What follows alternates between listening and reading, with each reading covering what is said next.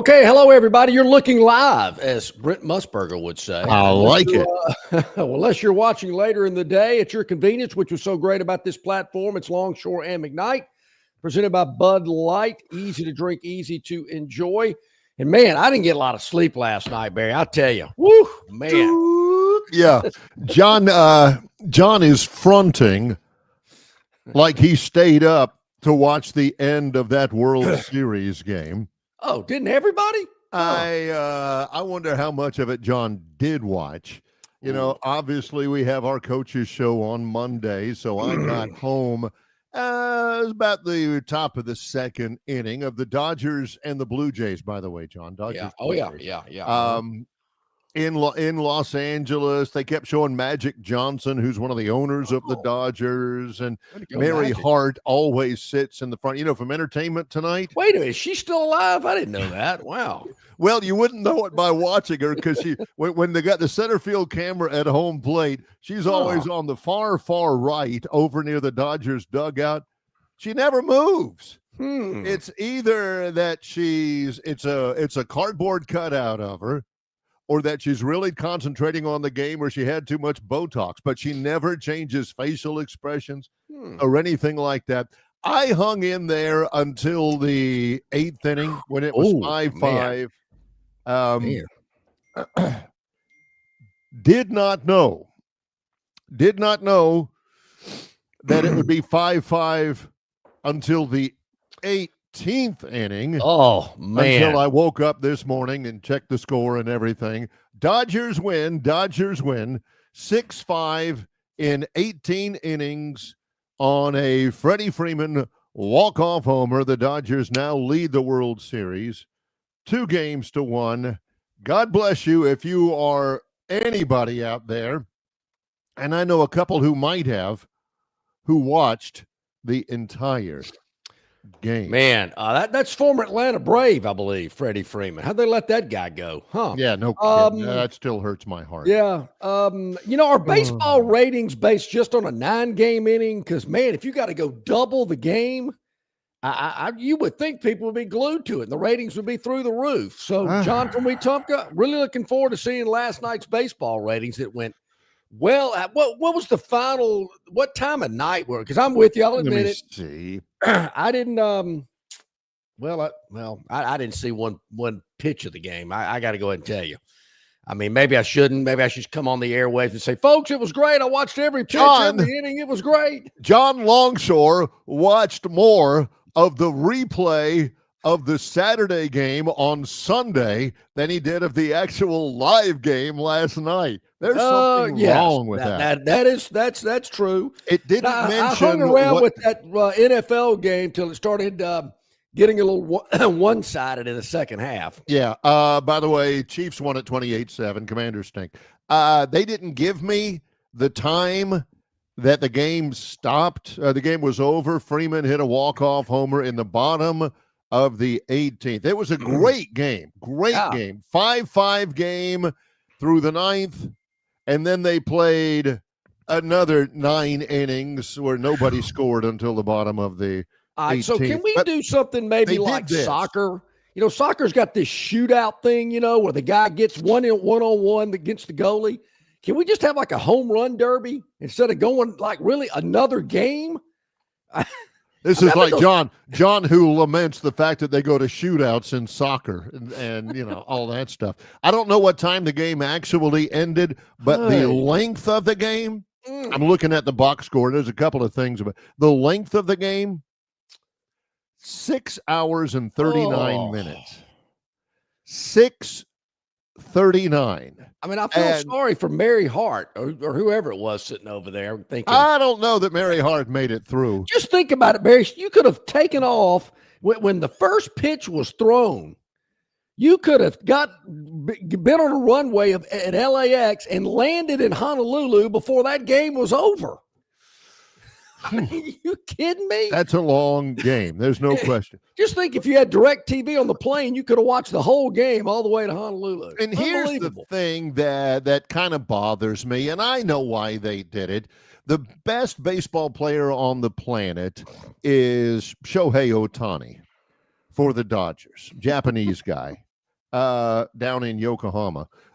Picked me up and he threw me down. No, anyway, yesterday, Ohtani, who's the DH for the Dodgers, also pitches.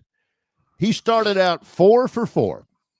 Okay, wow. 2 homers, 2 doubles. First man in World Series history ever to get 4 extra base hits in one game. And I mean, he was blistering the ball. The second homer was the one that tied the game up at 5. Great game. After that second homer that tied it up, John, he played another 10 innings. He had another 5 at-bats, and they never pitched to him. I'm about to say. Him every time. Here's his line score. 4 for 4, 2 homers, 2 doubles, 3 runs, 3 RBIs, 5 walks. That was going to be my first question to you. Why are they even pitching to this guy? But that's the thing, right? I mean, best player on the planet, the one that everybody is tuning in to watch, right? Well, and it's maybe there ought to be a Longshore rule where you only can give out 1 intentional walk per player per game. I mean, this is a great game. Ohtani has absolutely gone off. It's 5-5 extra innings. You can feel the tension. Look, Ohtani's on deck. It don't matter. They ain't going to pitch to them. The best player in baseball in one of the best games I've ever seen, and they don't let him do it. You know, I mean, that's a shame. That's a shame. I hadn't really thought about that because I've come up with what some people think are crazy, wacky rules that need to be changed or adjusted. Which more times than not they end up happening. Yeah, I hadn't really thought about that one because we've never had a player of this magnitude. I mean, we've had some great ones. Don't get me wrong, but I don't know if we've had one like this guy. He's amazing. So yeah, I like that. You get 1 walk per game, whether it goes extra innings or not. After that, you got to pitch to him, and if you walk him, I mean, if you're trying to pitch to him and you just miss, and you walk him, he gets second base or something like that. You know, I guess though, Barry, the thing is, you could. I guess the pitcher could throw 4 balls. I mean, he could throw 4 in the dirt, but you get him to second. You know, I mean, he gets an extra base if you do that, and you've already given him up 1. How would you distinguish between a what's the word I'm looking for? You know, the guy just throws 4 bad pitches and walks him. Yeah, how would you from just a guy not being able to throw strikes and him meaning to? So, it's just a shame. That's a flaw because it was a fantastic game. Had everything you want in that game. Clutch home runs. Once again, I hate to use my same standard response. I'll take your word for it. Yeah. But, the best player in the game who's having a terrific game never gets to swing the bat for 9 innings.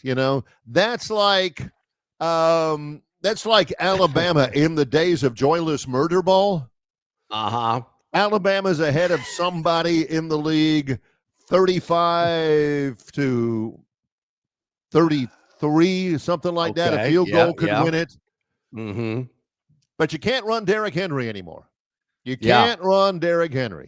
He can be out there. He can block if he knew how to. He could block or, he could, go in motion, but he can't touch the football anymore. I see we've got some comedians on the River Region Straw chat line this morning that have already gotten some chuckles out of John Dent's on a roll today. Oh my President Trump ended 8 wars during the time that baseball game lasted, which ended at 153, we're told. Thank you, Jason. Rules could change and John still wouldn't watch. You know me well. Yeah, man.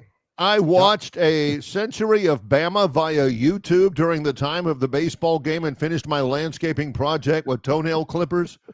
Hey, it depends on what you're landscaping, but, you do you. So 18, 18 innings.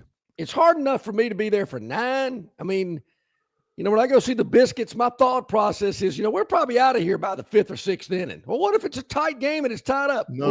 Out of here. We're still out of here by the 5th inning. Yeah. One of the best World Series games, one of the best games you'll ever see. And a lot of you didn't see it because it went 18 innings. And even if you did, you wouldn't get to see the best player in baseball contribute at all in that game. I mean, he's not out on the field, because he's the DH. It's just, there's a couple of times there where he's on deck, the guy makes an out, and the pitcher's just going, don't even come up to home plate. Just go straight from the on-deck circle to first base. And I get it strategically because, he is wearing them out. First player in Major League history with 4 extra base hits in one game. He was on base last night. Let's go Principal Rooney here. 9 times. Man. 9 times. And face it, you didn't see 5 of them because it was that late. 1:53 in the morning. I got to get up. I got to 11:53 in LA. That's a long time for those people. Yeah, it started at 5 in LA. Yeah. 5 did Mary o'clock, Hart stay? Did Mary Hart stay for the whole game? Somebody's got to tell me. Yeah. Somebody's got to tell me because Magic I was out after 8. Magic probably did because he's got a stake in this whole thing. So Dodgers up 2-1. When's the next game so I can put it on my calendar? Tonight they play again tonight. So hopefully they'll wrap up 2 games in 24 hours. They play tonight, 7 o'clock, 5 o'clock LA time. Dodgers lead that series 2-1. And this is a fun fact. Okay. It's not just that Shane Bieber, former Cy Young Award winner, is pitching for Toronto, but Shohei Ohtani's pitching for the Dodgers. Oh, wow. Best player in the world, maybe the best player ever, Shohei. I might take a look tonight. I know we got a couple of college games. We'll see. Because we're having football like for 40 straight days or something like that. So we might have to mix in the World Series. We'll see how that goes. Also, on the football front, we'll get really more in depth and detail on that a little bit later on in the show. I did watch a little of the Monday night game, but more than the baseball game. I will say that. And the Commanders certainly are in trouble. I'm thinking to myself, how have they fallen so far so fast? Missing one player, Jaden Daniels, is going to do that much damage to your team. I've heard it before. You got to have a quarterback in the NFL. I guess you do. Look at the Saints. He's good, but he hadn't been playing like great. So it's a loss, no question. I never have been much of a Marcus Mariota fan in the NFL, but they do miss him. It's not like he's the difference between them and a Super Bowl championship or anything, but they do miss him. If you're wondering, Brian Kelly misses him down in Baton Rouge too, or he did. He did. I was about to say past tense. Now, tonight, World Series, which would John watch? He may end up watching, what is it, Law and Order on BBC America? That's on Mondays. They have a marathon every Monday on BBC America. Yeah. Tonight, will John watch any of the Toronto Dodgers World Series Game 4, or will he watch James Madison at Texas State on ESPN2 at 7 o'clock, or would he watch UTEP at Kennesaw State on ESPNU? There's so much to choose from at 7 o'clock tonight. Dodgers, Blue Jays, Dukes versus the Bobcats, or Miners versus the Owls. Is Kennesaw State in the state of Georgia? It is. It's just outside of Atlanta. Okay. All right. Yeah. And they're doing pretty well. I got to think about that. I'm going to, throughout the day today, I'm going to think about where my TV viewing will lead me.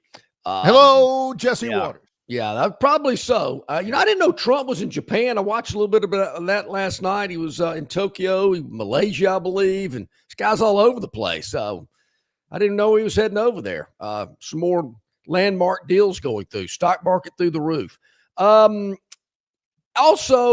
and we're going to talk with Brian Matthews in about 15 minutes of auburnsports.com. Really interested I think Hugh Freeze kind of playing coy about what's happening at the quarterback position, especially for their game Saturday night against Kentucky at Jordan-Hare Stadium on Pat Dye Field. See, that's smart as a fox. He wants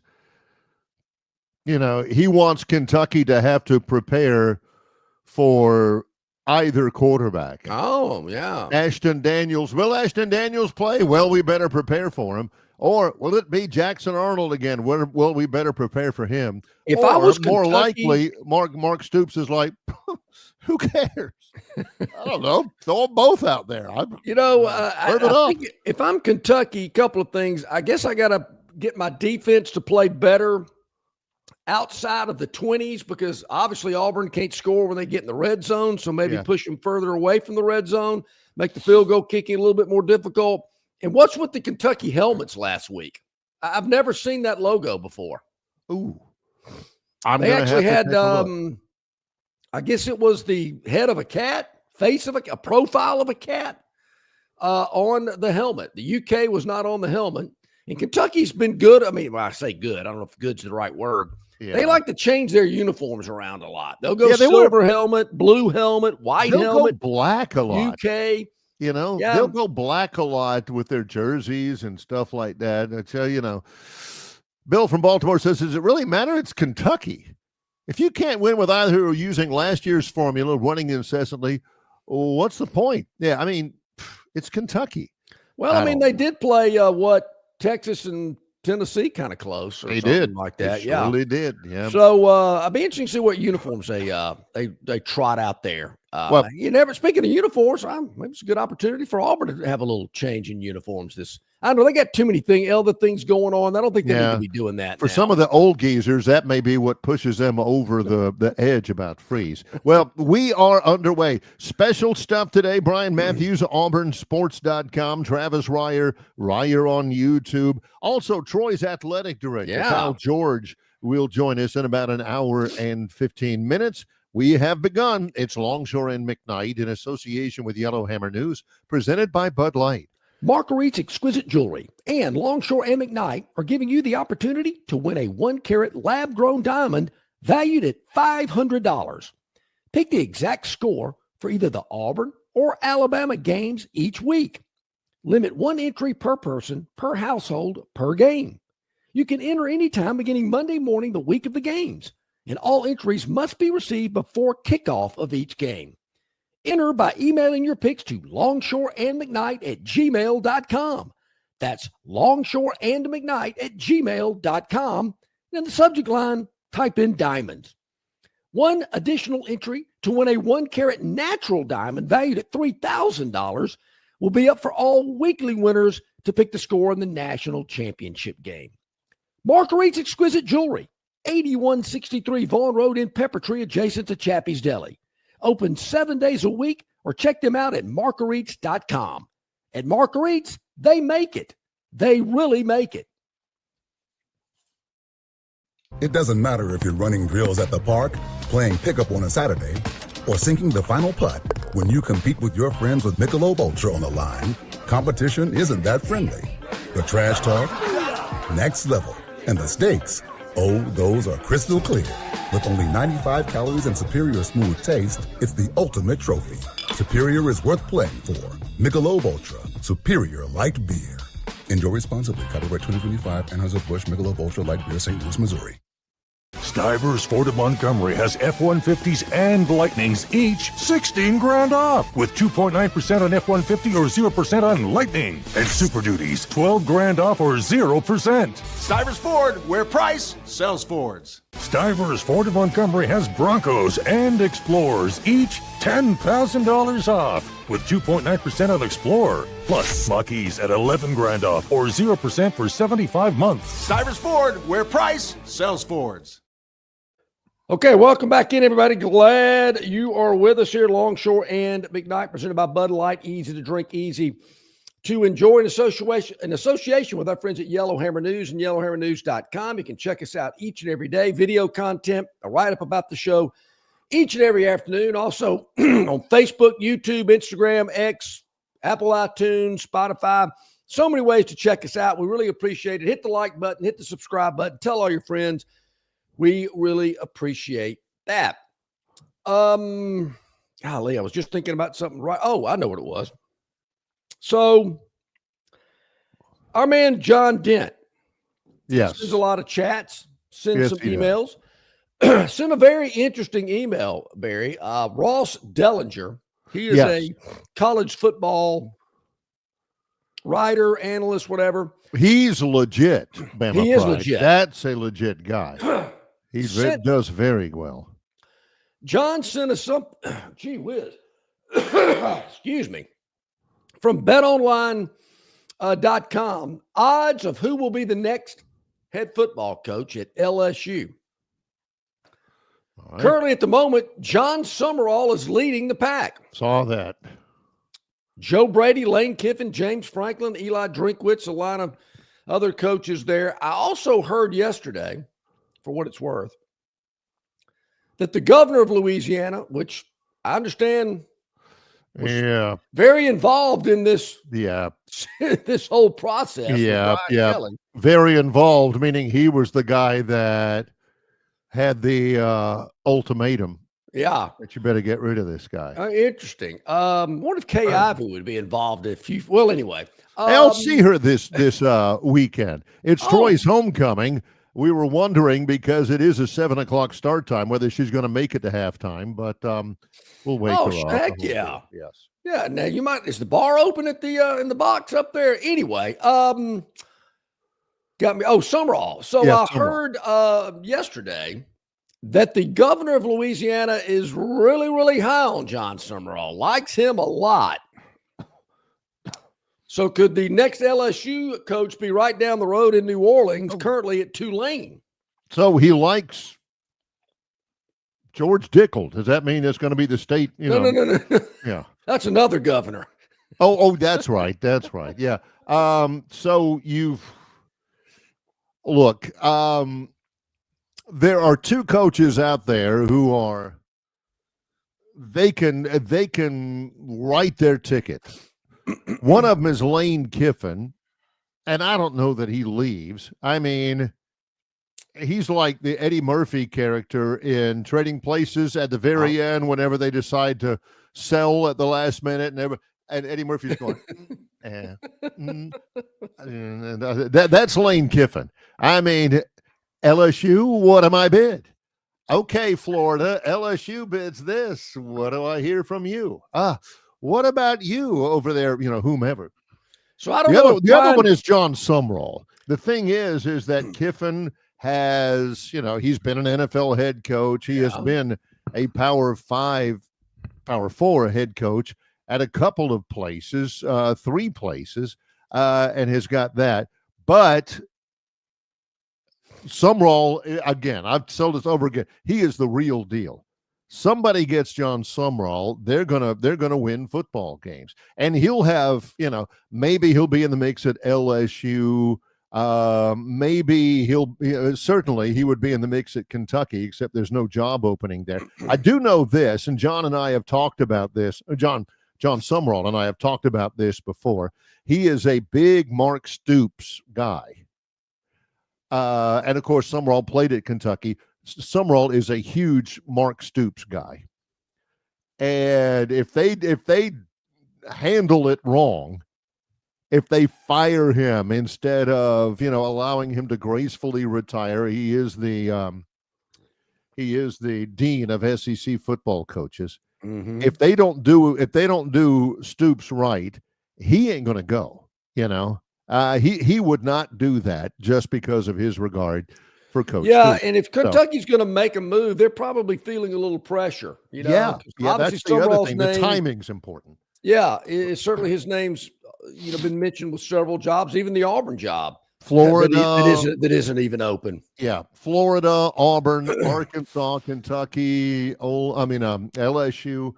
Yeah, I would be shocked if he was at Tulane. Yeah, I mean, if Kentucky's probably thinking, okay, if we're going to do something, we got to get word to Summerall that, hey, something's in the works. Be patient. Don't do anything. Blah, blah, blah, this, that, and the other. But there again, there's been no word from Lexington about the future there. Yeah, I'm with you. I mean, Yeah. But there again, if Tulane continues to win, I mean, there again, if they don't make the playoff, I could see Summerall leaving Tulane at the end of the season and say, "I'll take the job." Yeah, it's and I don't know. These things trickle down as far down as you want them to trickle down. But South Florida lost to Memphis over the weekend. There is not an absolute guaranteed group of 5 spot in the playoffs. A lot of people think there is. There's not. It's not guaranteed that there is they're going to be a group of 5, but it is. They do have at-larges, and you could earn that there. But you also could, your group of 5 conference could be a more highly rated conference than, say, the ACC or something like that. So Tulane, the win that Memphis had over South Florida really boosts Tulane really solidly into that conversation that John's talking about the college football. I don't I don't have Tulane's schedule in front of me. They do play Thursday night at UTSA. Is that the game that Luganville's going to be? Man, I think. Yes. Yeah, that's the one. Correct. So Tulane's a 4.5-point favorite, by the way. Yeah. So wait a minute. Group of 5, not guaranteed. Is that kind of like years ago? Hey, you guys vote for this 12-team playoff. Come on, get in with us. Vote for it. We're going to leave a spot open for you. They vote yes. You ain't in. Y'all are out. Yeah. Yeah, you're done. So, I mean, I think Tulane would be in, but, Summerall, he's got to deal with all of that. He'll deal with all of that very judiciously and all that, but he's got a team fighting for a playoff spot, and everybody in college football has his name in their mouth about 4 or 5 other jobs.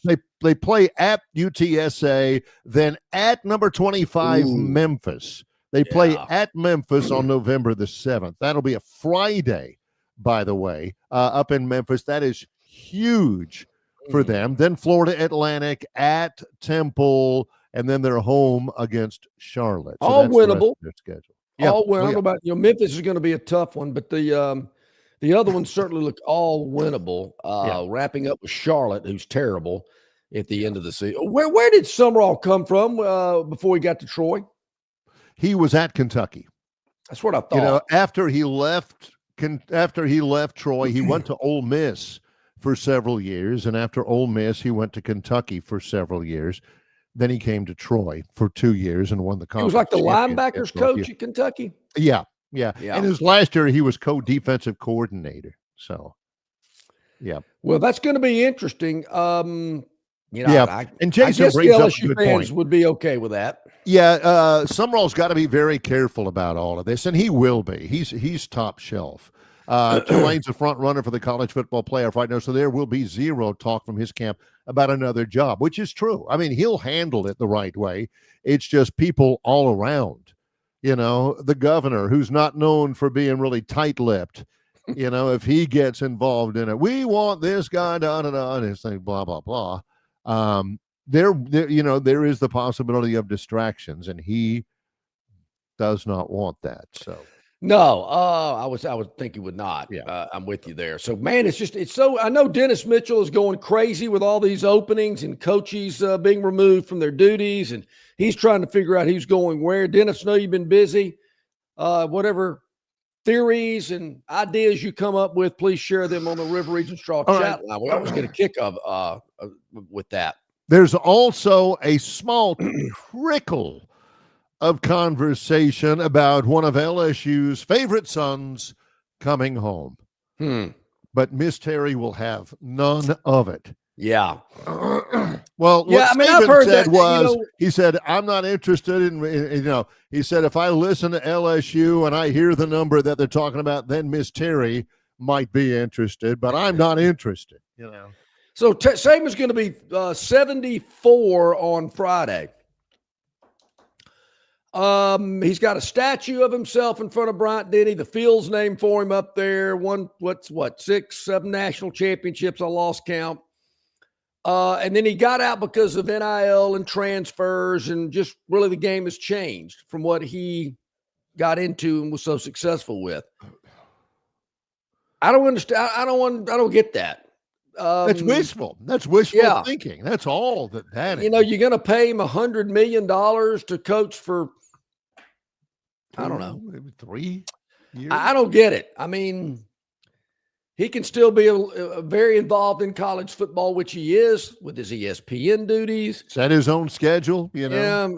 I you know, never say never. I find that one really hard. Yeah, just wishful thinking. When we come back, Brian Matthews will join us, auburnsports.com. It's Longshore and McKnight in association with Yellowhammer News, presented by Bud Light. Why Hands? At Hands Heating and Air, you get this area's highest ranked service provider with 24-hour repair service, no overtime charges, and their same-day service guarantee. Plus, instead of other companies' 30-day repair warranty, Hands gives you a 3-year repair warranty. Hands Heating and Air is here for you 24/7, 365. And service is not just something they do, it's their way of operating, for you in mind. All of Hands employees are trained to adhere to this standard. They work hard to ensure that this standard is maintained, and they are constantly looking for new ways to better serve you. Call Hands Heating and Air today at 508-5382. That's 508-5382, or find them on the web at 834hands.com. Budweiser, the American lager. A time-honored recipe, true to our original process, brewed using the choicest hops, rice, and best barley malt, delivering great quality beer since 1876. Budweiser. This Bud's for you. Enjoy responsibly. Copyright 2024 Anheuser-Busch Budweiser Lager Beer, St. Louis, Missouri. The Destin Connection Seafood Market at 3750 Norman Bridge Road in Montgomery has the freshest seafood direct from the Gulf of America. I'm talking red snapper and grouper, all sizes of Gulf shrimp, jumbo lump crab meat and crab claws, Louisiana Bay oysters, and New Bedford scallops. They are a full-service seafood market and kitchen serving po' boys, dinners, and sandwiches. You know, many well-known restaurants in the river region purchase their seafood from the Destin Connection because they know it's the absolute best. Call ahead and your order will be ready for pickup. The Destin Connection Seafood Market, 3750 Norman Bridge Road. Call 288-4272. That's 288-4272.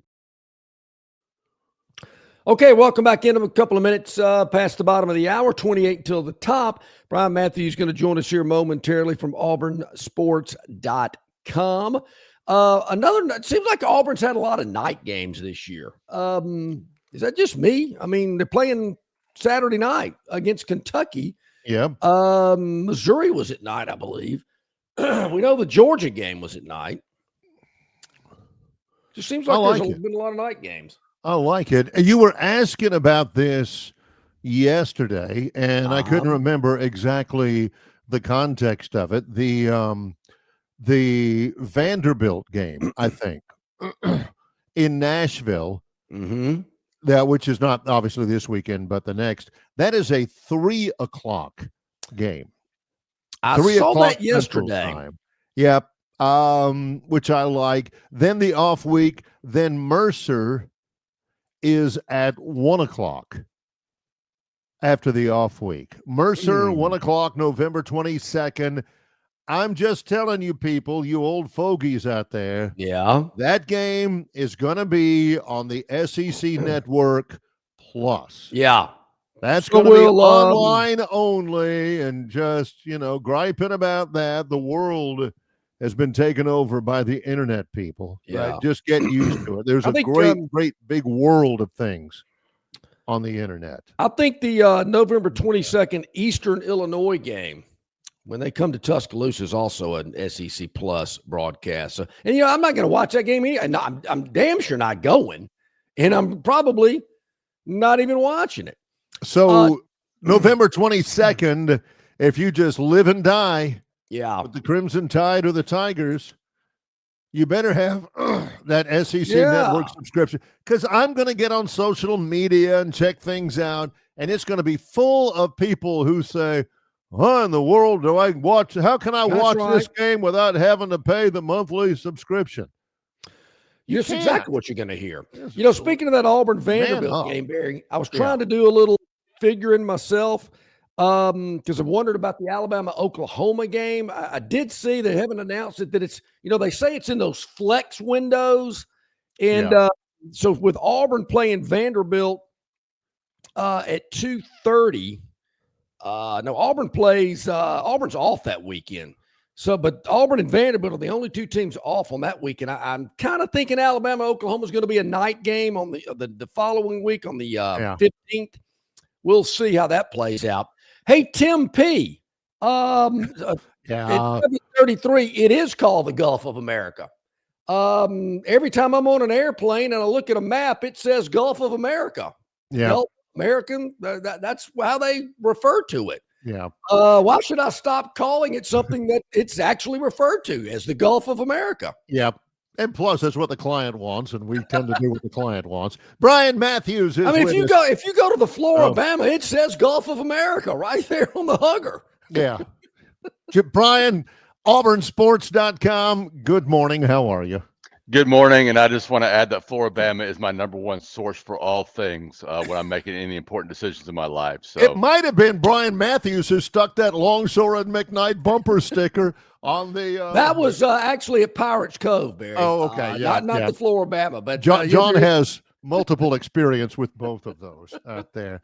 All right, Brian, auburnsports.com. Auburn wins an absolute scenic beauty of a football game, taking Arkansas on the road, 6 field goals. Auburn wins at 33-24. What did you like? Auburn won. That was great. Yeah. The defense, which had put Auburn in position to win the previous 4 games, went ahead and won the game. Had that terrific pick 6 and 3 other turnovers. Every Arkansas drive in the fourth quarter ended in a turnover, which was terrific by the defense. And you know, I just think Auburn needed to win a football game. You know, it's just really gotten tough on this side of the state there for a while. So that was good, and we'll see. I wouldn't make any assumptions about Kentucky. I think everybody wants to assume that Auburn's going to win this game because Kentucky's not good, but Auburn's not good either, and Freeze does have a history of not winning games at home he's supposed to. So we'll see how it goes Saturday night. You know, Brian, I think there's several, but probably the biggest bright spot, you're down 21-10. You don't fold up the tents, come back, take care of business. To me, that was huge because I'm thinking at halftime, seen this movie before. I think that's the biggest thing you can give this staff credit for, offense and defense, Freeze, is this team has continued to play really hard, continued to fight, never quit, stayed engaged, never pointed fingers as far as I know. So, and it's not just the losing. You know, you've lost one captain who was dismissed from the team after wanting to redshirt. Another captain, Cooper Connor Lew, was out for the year with an injury. So this team has had a ton of adversity. Their coach is on the hot seat, and they have stuck together. So I think that staff, those players deserve a ton of credit for that. I've seen other teams that I've covered that have not had a similar outcome. Did you like Ashton Daniels enough to form an opinion as to whether or not he should get more playing time or the starting job? I have formed an opinion that he should absolutely be the starter. He should be getting all the starter reps in practice this week, and there should be no question who is getting the ball first against Kentucky and who is getting the ball first the rest of the season. We have seen what Jackson Arnold can and cannot do. He went 0-4 in SEC play. His team trailed 21-10 at halftime, and it was Ashton Daniels that brought this team back and won the game, number one. Outscored Arkansas 23-3 on the road, number two. There is no question who should be the starting quarterback for Auburn. There you go. What differences do you see, I guess, athletically between those two players? Not a lot. I mean, they are different running styles, right? Jackson Arnold is real powerful. He's really fun to watch when he runs the ball, if you ask me. I'd say Ashton's a little bit more shake and bake. when he runs the ball. Both styles are effective. But I think Ashton, the one thing he does, he is able to make decisions, process things, do more playmaking at that position than maybe Jackson can do when he has to drop back and throw the ball. Does he have an NIL deal as large as Jackson Arnold? No, not even close. Yeah. No. He does have a degree from Stanford in 3 years, so Wow. that's probably worth more than maybe an NIL deal on that team. John has an AA degree in 3 years. I mean, what's the hurry? I'm teasing. What he did, what Ashton Daniels did more than anything else is he didn't make any mistakes. I mean, the ball came out when it was supposed to. The decisions were good. He wasn't gun shy or anything like that. And there's something to be said for that, Brian. There is, and he did, turn the ball over at Stanford at times, and I would expect that could happen at Auburn. But to me, Jackson Arnold's had his chance, right? And we've seen the results of those opportunities. I see no reason not to give Ashton Daniel an opportunity to show what he can do in this situation, especially after he did win a game, an SEC game for Auburn for the first time since 2023. So I think that should count for something. Or 24, I'm sorry. 24. Yeah. We're in 25 right now. I just got to get that right here. Yeah. Yeah, I'm with you there. I would be surprised if he doesn't trot out there during that first series. I would be shocked. I can't say I was surprised because I have my opinion on the matter, but we did sit around the table before a press conference with Freeze Monday, and we all said, well, he'll probably just say they're going to compete and split reps, and that's exactly what he said. But I'm still surprised by it. You've got to, even if he doesn't, even if it's not the case, you still got to make Kentucky prepare for 2, right? I mean, I understand why he wouldn't say it, but I'm also with it. It's about time to, to make that change, but not to, put it on a billboard or something like that. Yeah, I think that's a good point. I think you can balance that out, though, with, okay, do we want Ashton Daniels getting as many reps in practice for the first team as possible, or do we want to split the reps? And I say we would give them to Ashton, give him an opportunity to get the full, number of reps he can get. And then 2, I think the starting quarterback is like an elevated position on the team. It's important to the well-being of the team, I think. So I think it's a positive for that team to know that Ashton Daniels is going to be their leader. So that's my opinion. Yeah. But I think Barry has a good point, too, in that, there's some gamesmanship involved also. How important is this for you, Freeze, the Kentucky game? Is he still on the edge, the ragged edge, Brian, would you say? I would say he's week to week, and I haven't had anybody say, anything to that, definitive to me personally. But, the people that are, mildly supporting him now, that switch will flip if he loses at home to Kentucky, right? I mean, it just will. Yeah. Yeah. So that's my experience from knowing Auburn, knowing the situation, knowing what's been said and not been said over the last few weeks. I just think he's week to week. Do two things. How Cam Coleman, how is he? Better than we thought. I know the original report on TV, the sideline reporter said high ankle sprain. It was not a high ankle sprain. It allowed him to come back and play in the second half. Freeze said it was pretty sore Sunday, but much better Monday. So that leads me to believe he's on the path to be at least able to play some or maybe all or whatever his number of reps that he normally gets against Kentucky. So I think that's good. Darrell Robinson, the backup running back, has returned from his thigh injury. He's been out over a month, so that helps that depth at running back. I think behind Jeremiah Cobb, there were concerns Freeze had of maybe getting him maybe too many carries and wearing him out a little bit. So that's a positive. And then he said Horatio Fields, a wide receiver, will most likely not be back this season, but they are working toward him getting a medical redshirt and returning in 2026. So tough loss there, but Perry Thompson stepped up at receiver, and that could be a big addition for next year's team. I know it's only been one half of play. Maybe it's too soon. But do you get a sense, or is there a feel or some talk or some buzz what the other players would like to see behind center? Not to me yet. We do talk to some players tomorrow, today. Yeah, today after practice. So I'm sure that's going to come up. But I'm also, know that 9 times out of 10, most of them are going to say we think they're both great quarterbacks, and we're just blah blah blah. We're going to get that answer right. So I would say it's human nature for players to form an opinion about that thing. I think it's natural. I think if there's one thing on a football team that players form an opinion over more than others, is who should be the starting quarterback. Well, or they're starting anything, because I mean Right. they're doing the reps, they're in the scrimmages. Most of the time they know, just because they can tell who's playing better, Right. at each position out there. So sometimes that's the hardest thing, is keeping a lid on it all, because the players know who's playing better. The players know who, offense works better, when this guy's running it and otherwise. They know who led them to win, and then who they got to sing the fight song in the locker room because of. So yeah, that's exactly right. What is the level of surprise about Brian Kelly getting fired at LSU, and what does that speak to in college football, if anything, Brian?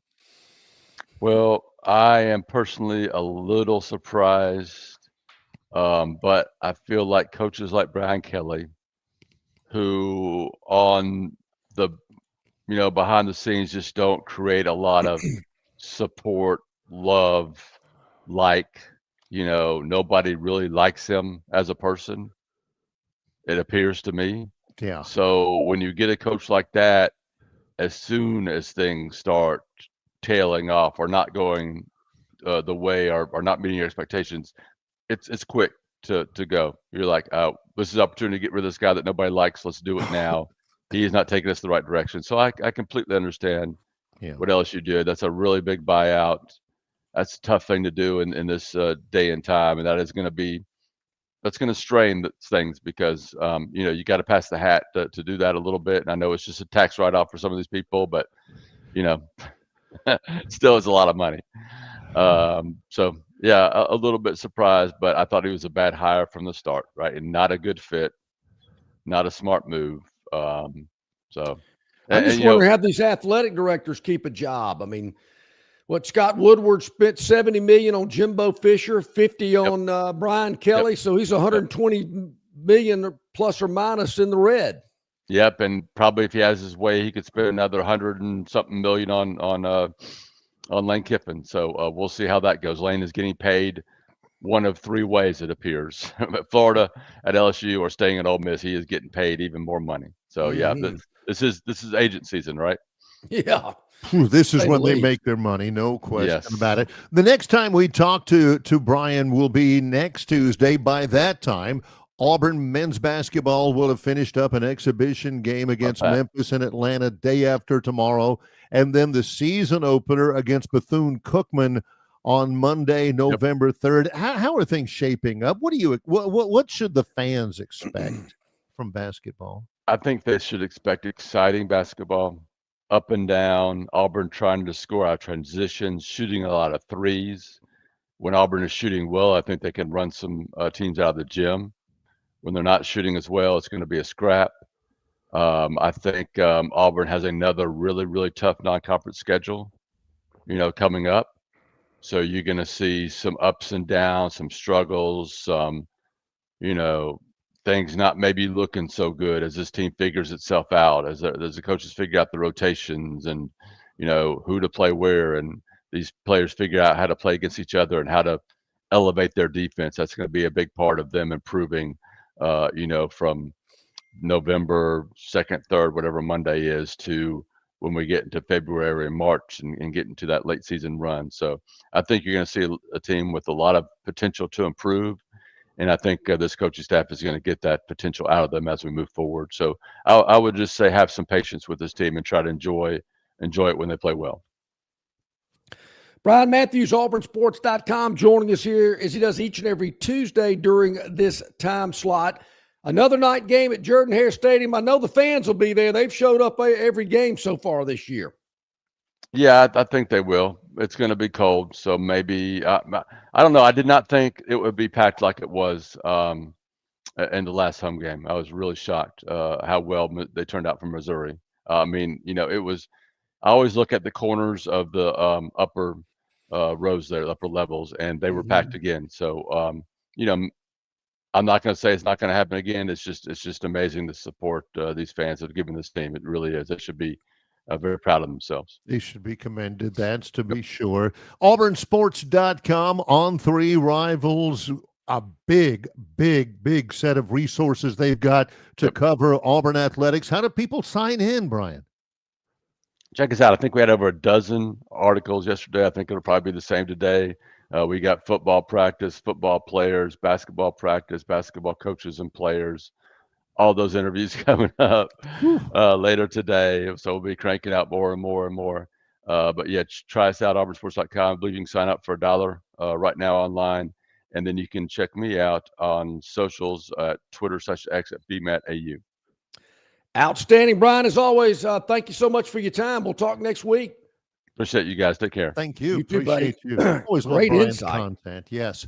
AuburnSports.com. And he's right. You can sign up for only $1 to get started. And it is a great website. We also encourage you to check out Ryer on YouTube. Yes. Travis Ryer covers, of course, Alabama with Chase Goodbread and Second Helping, and the No Sleep Teal, which I like because I'm a Jaguars fan too. Coming up in about 40 minutes, Troy Athletics Director Kyle George will check in here on Longshore and McKnight in association with Yellowhammer News, presented by Bud Light.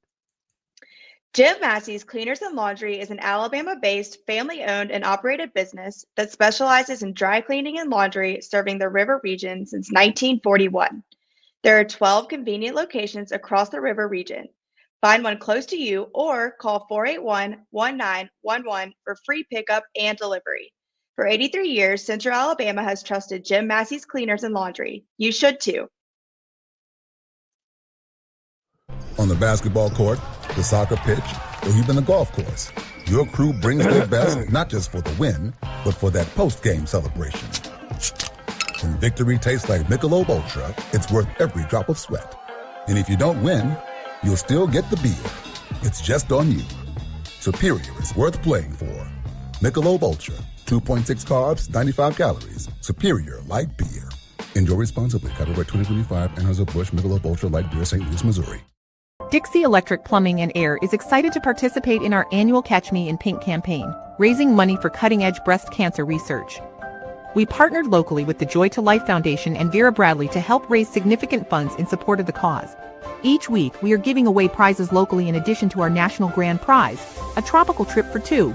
To enter, simply snap an Ussie of you and a pink-clad Dixie employee and enter it on our website. Dixie will donate money for every photo that's submitted, and you will be entered to win big. Button. There we go. A couple of minutes to the top of the hour on this Tuesday morning. I've got that late October frog in my throat. I cannot seem to get rid of. Yeah, it's the change in temperature. It's the change in temperature. So this is what we've got right now, because of what John and Brian were talking about buyouts. Mm-hmm. The record buyout was Jimbo Fisher, $77 million. Jimbo is making noise like he wants to get back into coaching. I think so. Sitting around picking up his $77 million. He's looking at film. He's talking to all of his network of coaches about the changes in the game and how do they handle this and do that. Jimbo's fit and trim and ready to go for somebody. Where would he fit? Where would he be? A guy. UAB? Plainsman Preston says Jimbo wants Auburn. Does that mean that Auburn wants Jimbo? $77 million for Jimbo Fisher, and I'm rounding. Brian Kelly, $54 million buyout. That means he doesn't have to lift a finger on behalf of LSU. And he gets $54 million. James Franklin, Penn State, $49 million. Those are the top three: $77 million, $54 million, and $49 million. Do you remember when people were absolutely up in arms that the fourth highest buyout in college football coaching history, Gus Malzahn's $21.4 million. And number 5 is Billy Napier for Florida, $21.2 million. The 10 coaches, there have been 10 coaches that have been fired so far this season, and they will earn roughly $169 million in buyouts. Isn't there a better way to spend $169 million? If somebody has $169 million they're willing to spend somebody, hey, look, right here, right here, I will never coach. Brian Harsin only got $15 million. You misspelled it there, Theotis. Everybody always does. Everybody always spells Sumrall's name wrong. They used to spell Staben's name wrong. They spell Tuberville's name wrong. Still, 2 B's, only one. It's 1 B in Tuberville. Hey, spelling is. That was a bargain with Harsin, only $15 million. So between Chizik, Harsin, and Malzahn, how much money has Auburn spent on coaches? Woo, sheesh, man! And then I don't know about Chizik, but it was fairly significant. Then they got a $2 million quarterback that's going to be riding the bench Saturday night. $15 million for Harsin. It shouldn't have been $15 for Harsin. That's the thing. In the great grand scheme of things, 15 nowadays doesn't seem like much. But for that guy, yeah, that's what hurts. Dennis Mitchell wants to know the latest name in the Virginia Tech coaching search. Are they having a coaching search? John couldn't tell you who the guy that got fired was. Yeah, who'd they fire? Yeah. Virginia Tech. Tech. Is there somebody at Virginia Tech? Shane Beamer want that job? I don't know. This is what you'll hear. You'll start hearing James Franklin's name for everything. Oh yeah. This is the hard time, because if you are antsy, if you're anxious, if you're impatient, you're thinking about a James Franklin.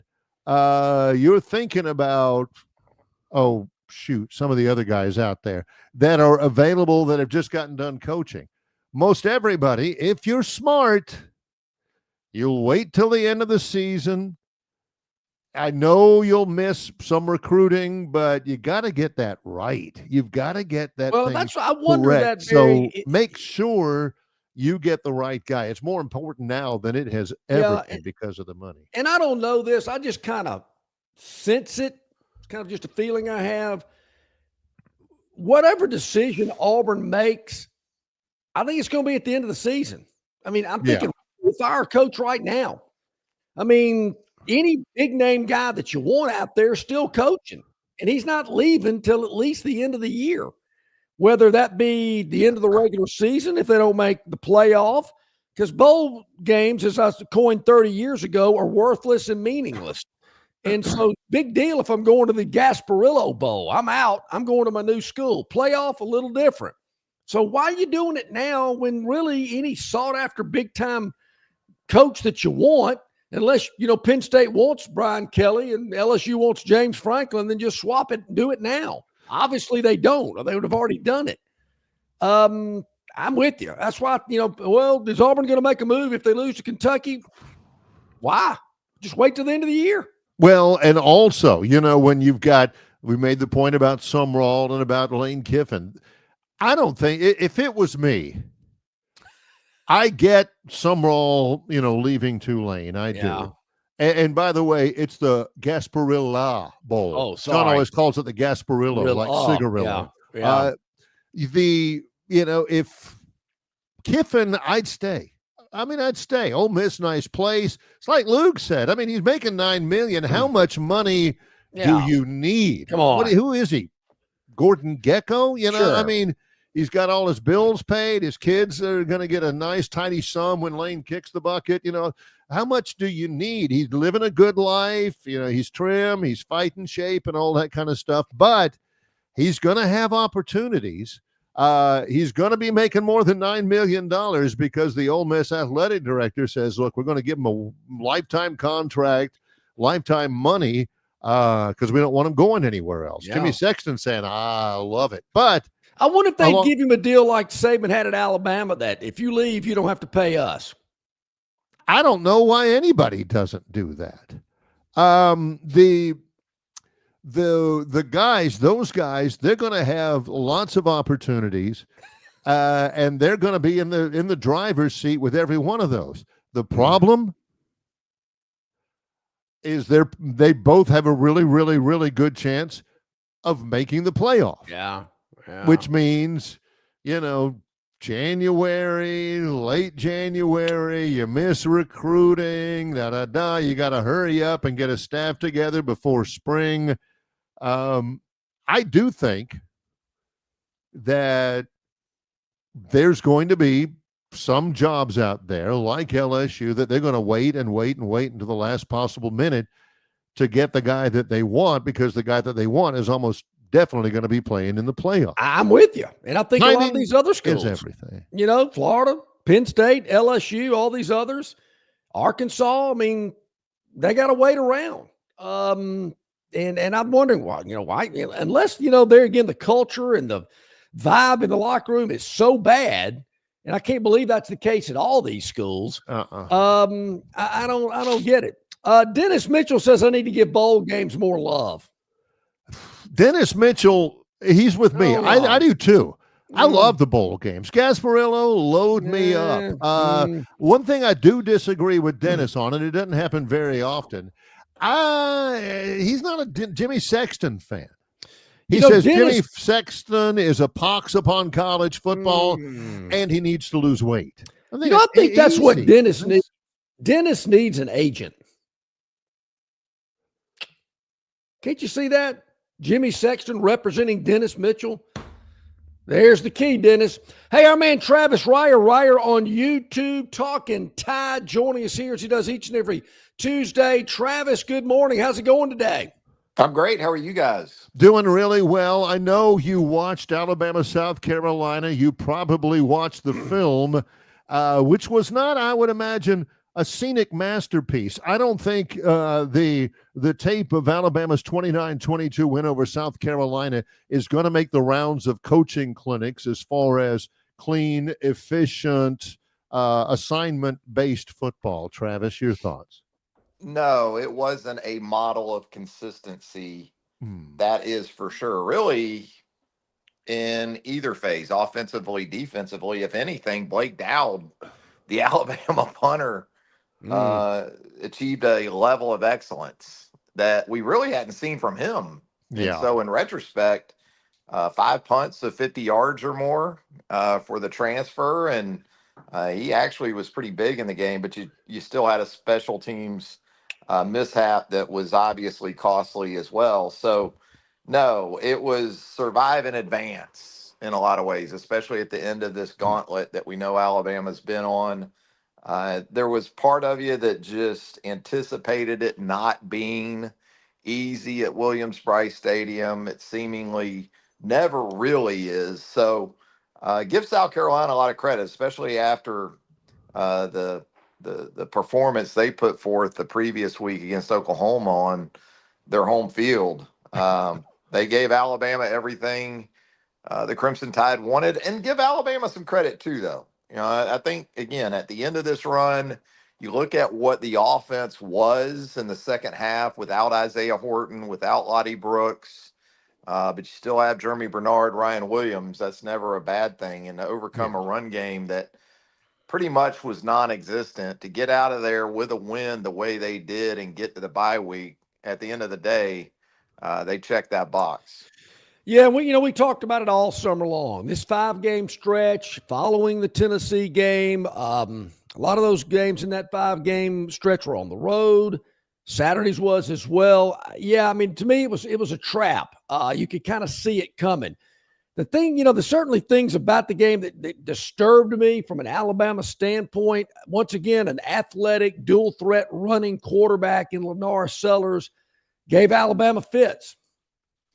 He did. And I thought that Alabama defensively still did some really good things. And as long as Tim Keenan's in the game in the middle of that defense, they are significantly better against the run game. And you knew Mike Shula was going to put the ball in the hands of his quarterback, but as much as anything, Alabama continued to fuel belief for South Carolina. And as long as that was the case, you were going to continue to get the Gamecocks' best shot. And so, that inability coming out, really going into the half when you had the possession that you really didn't do a lot with in 2 minutes, and then coming out to start the third quarter, that was a huge sequence right there, because you don't convert the fourth down, ball goes off the hands of Ryan Williams.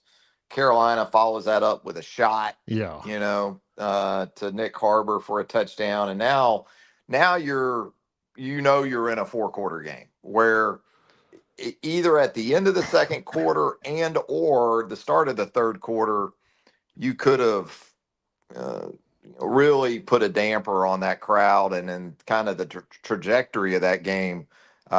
Give South Carolina credit. They kind of flipped the script right there when you were thinking it would be Alabama that would come out and, assert itself, take control, and maybe semi-cruise anyway from there.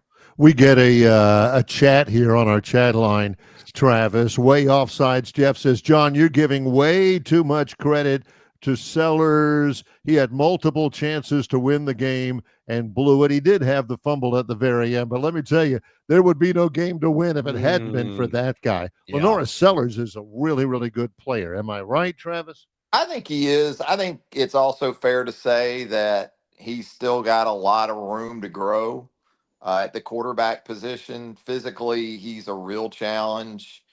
I thought, again, the longer South Carolina stayed in that game, he was going to smell it more and more. And I thought that's what you were seeing as the third quarter unfolded into the fourth. It was like, now you got a 240-pound quarterback who can smell a W over Alabama, and you're really going to have to deal with him from a competitor perspective. But, he had a touchdown run that I know South Carolina fans are crowing about, I guess you could say, or screaming about, that they lost to a holding penalty there in the first quarter. I thought, and I said this on, I guess, Aftermath on YouTube and maybe Second Watch, I thought there were 2 or 3 phantom holds that were called in that game. I thought Cam Dewberry got hit with one on a Jam Miller run that was going to be 30 yards or so in the first half. And I thought Carolina got hit with one with the right tackle on the play that Seller scored on that was overturned. And, he hit the deep ball to Harbor when he needed to. Yeah, I mean, the fumble, that just can't happen there. It can't. Give Tim Keenan a lot of credit on that play again. It started with him. He kind of stuffed things, made the initial contact, and that freed up Lawson to come in there for the strip. But, the turnover margin you knew would be big in that game too. It ended up being a wash.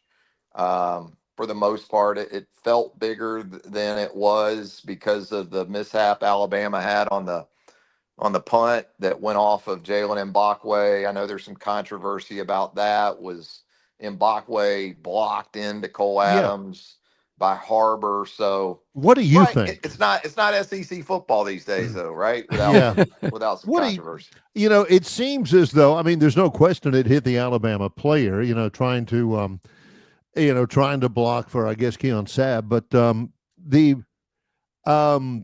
should that have been a fumble? I took it on faith, man. Of course, that's a fumble, but you've got Terry McCauley, who has a mat on at the SEC for suspending Ken Williamson. he's saying, oh, that, this rule and that rule and this condition has to be satisfied and everything. Was that a legitimate call there, Travis? In real time, I thought it was more on Mbakwe. I don't know if that's the technique they teach for dealing with punt gunners, but he never really initiated contact with Harbor, and a couple things were in play there, I thought. Yeah. You got Mbakwe on a dead sprint, really back into his own return guy. Yep. That's not good. I don't see where, and in real time, okay, you're going to leave that up to an official to make that call when what he sees is really Mbakwe never make contact with Harbor. He's essentially running straight back with his back turned to the ball to his own return guy. And I'm sure Adams is trying to make the alert call there, because it's the other part of it is that's the perfectly imperfect punt if you're Alabama. I mean, the punter for South Carolina couldn't have placed that ball in a better spot, considering, the coverage for South Carolina on the outside and, the guys that you're going to have coming up, because it's a shorter punt. It was perfectly imperfect. So I think in some ways it was probably something you weren't going to prevent either. Travis, your thoughts about the offensive line play? Caden Proctor didn't seem to have his best game. Well, and that's going to be the case. I mean, I don't think a lot's changed. I know after Florida State, there's been this improved play, it seems, from Alabama's offensive line. But who are the edge guys that they've really seen in this stretch? I mean, it's been a tough stretch. Georgia doesn't really have an edge guy this year. I mean, they don't have that type of pass rush. South Carolina, for its deficiencies, has got not one. I know Dylan Stewart gets all the love, rightfully so. But Brian Thomas Jr. on a lot of teams in the Southeastern Conference, like Alabama's this year, we'd be talking more about that guy too. So speed, that's not going to change. Speed is still going to be a major issue for Caden Proctor at his size. And, with what Wilkin Formby has to work with, it's going to be a major problem for him too. But even with that, I thought where the real complications came in was that the interior of Alabama's offensive line wasn't as firm in terms of helping give Ty Simpson room to step up and climb the pocket. South Carolina was problematic on the interior against the guards and Parker Brailsford. And so, I'm sure Ty wanted to climb the pocket a lot quicker against those edge guys, but a lot of times there wasn't space to do that. That was kind of the double whammy that Alabama hasn't had to deal with in a while, maybe more so than even the Florida State game. I think Florida State was more about Ty as a first-time starter being a little anxious and a little too ready to move. South Carolina just made it really hard. And that's before we talk about the run game too. So give South Carolina a lot of credit in that front. How'd you know that was going to be my next question? Yeah. the running. Yeah. It's an obvious thing. Alabama's got the week off. LSU's got the week off. And I think that's one of the reasons why they made the move on Brian Kelly when they did. Are you surprised about that, Travis? Not really, because of what you just said. I mean, look at Arkansas. When did they make the move? Going into the bye week. When did Florida make the move? Going into the bye week. So if you're LSU and with the way things played out Saturday night in the second half against Texas A&M, when you just got absolutely homecoming on your own field, that was not sustainable. And so it's not a huge surprise. I think in some ways it's advantageous for LSU going into the Alabama game, because that locker room after Saturday night kind of is thinking this is inevitable for this guy. So you tune out maybe from a roster perspective. With the move to an interim, it might actually improve LSU offensively, because They weren't getting it done enough under Sloan. Offensive line has continued to be a problem for them. It was last year, even when they had Will Campbell and those tackles. So it hadn't really gotten any better. There hadn't been enough innovative work to help Garrett Nussmeier. I don't think there's a limit to that because he's not a dynamic guy with his feet and his legs. So it's a tough situation for LSU, but yeah, with the bye week, and also if they get Whit Weeks back at the linebacker position, Right. because he's been out for a couple of games, and he is also a heartbeat kind of guy for that team. So if he's able to go and bring those intangibles, I don't think motivation will be a problem for LSU. If anything, I think they might be even more motivated than they would be otherwise. Yeah, no kidding. I'm with you there. I think that is a good point about the LSU. A little bit more motivation. Maybe I think this team's or these players are kind of maybe glad that Kelly is no longer there. Plus, it gives Whit Weeks a little bit more time to try to recruit Lane Kiffin to LSU. Yeah. Hey, Travis, your thoughts about Texas A&M? I thought it was interesting. I heard Heather Dinich, I guess yesterday, she's got Alabama ahead of A&M in her ranking based on who Alabama's played compared to A&M. But I guess just looking at both of the, or really A&M in particular, your thoughts about them? Are they the best team in the SEC currently? It'd be hard not to put them up there at the very top. It's not just because of what they've done in the league. They also have that Notre Dame win that's looking better and better on the road. So, they got road wins at Notre Dame and LSU. They've had some games where they weren't particularly impressive, like Arkansas a couple Saturdays ago on the road. But it'd be hard for me to put anyone ahead of them. And that's trying to fend off some recency bias because of the second half. They were down 4 at the half Saturday night. It's hard to remember that given how it worked in the final 2 quarters of that game, but they were actually down. And so, I don't know if they've been especially dominant throughout the season, but I think they've got some attributes about them, starting with kind of the way they play and their mindset of how they play with edge and physicality. That's going to, I think, really bode well for them. I think kind of one of the concerns you have is also a simultaneous strength to this point anyway, is Marcel Reed. Because the first half Saturday night, he was a concern, but he can be possession by possession in terms of how he can impact games both ways.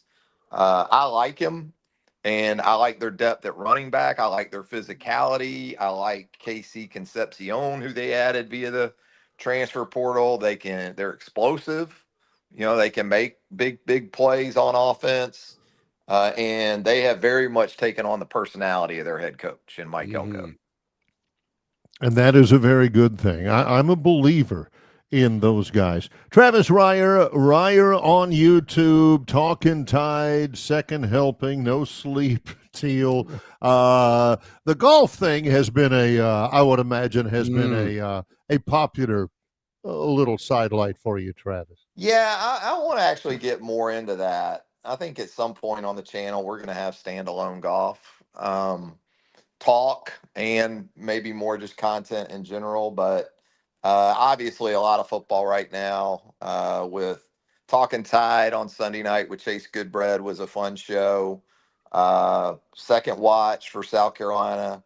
We had Aftermath Saturday night. So a lot of Alabama content over the last couple of days. But the Jaguars coming off the bye week, headed to Las Vegas this Sunday.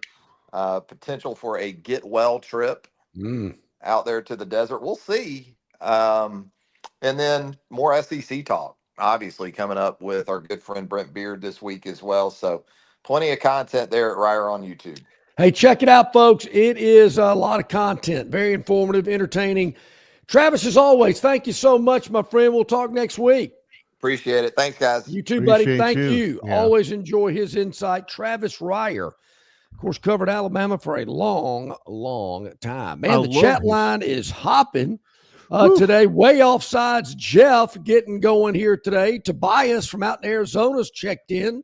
Brandon wants to know why Navy's not getting any love. We want to get to that. Way offsides, Jeff says, Travis, why don't we run more toss sweeps and get downhill? Well, you've basically got, I don't know, I could be wrong, John, one running back with speed.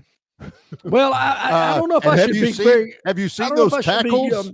I don't know if I should be critical. Way offsides. Jeff doesn't like me being critical of the Tide or being positive toward Lenore Sellers either, who I think is a whale of an athlete. Yeah, if Lenore Sellers wasn't on that team, they lose that game by 4 touchdowns. Best athlete on the field Saturday night. Just calling it like I see it, which I've been doing for over 30 years. To great success. I mean, John's been going strong for quite a while with that approach, so I don't know that he needs to change all of a sudden. I hope I think the off week is coming.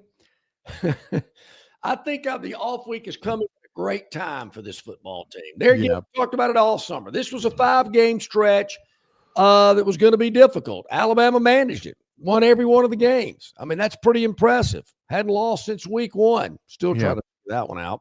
But now they've got a 4-game stretch. Well, really 3. I don't even know where Eastern Illinois is.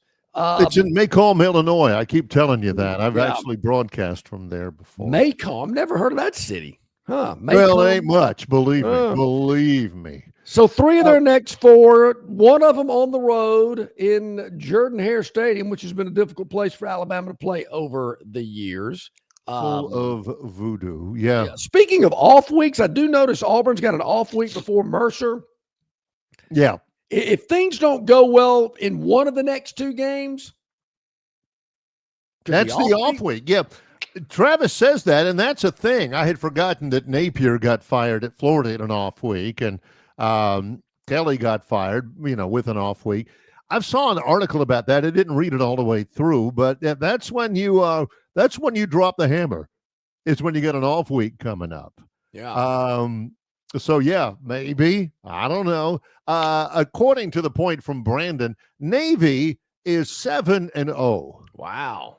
7-0, and all of a sudden I cannot think of the name of their coach, but he's done a good job, obviously. Here's what the thing is about Navy, Brandon.